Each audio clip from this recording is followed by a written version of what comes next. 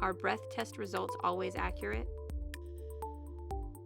The manufacturers of the various breath test machines will tell you that they absolutely are, because they have an interest in sort of convincing the public that they are accurate, because they make lots of money selling their various pieces of technology to law enforcement agencies all across the state.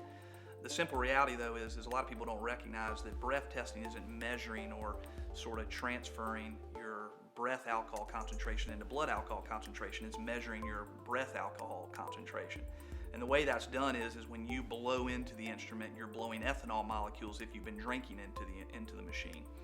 And just as you suck in oxygen, and then the harder you blow out, the more carbon dioxide molecules come out of your lungs. The harder that you blow into this instrument, if you have been drinking anything at all, the more ethanol molecules go into the instrument, and then the higher the reading would be.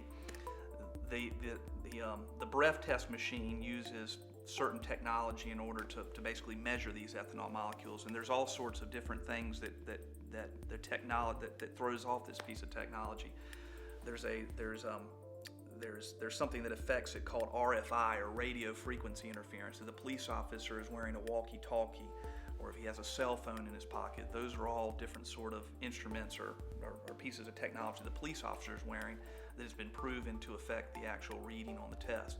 The other thing that affects breath testing that somebody that presumably is charged with an impaired driving offense doesn't know when they go into to do a breath test is the calibration of the instrument. How old is the instrument? How many times it has been used? How many people have put in their mouth or around that mouthpiece or blown into the tube that goes into the machine before this actual breath test? So when you are being asked to blow into a machine that you don't know anything about, you don't know how old the machine is, you don't know whether or not it's been calibrated or when it's been calibrated, or what the police officer has on his utility belt, or or whether his microphone is on, or anything of that nature.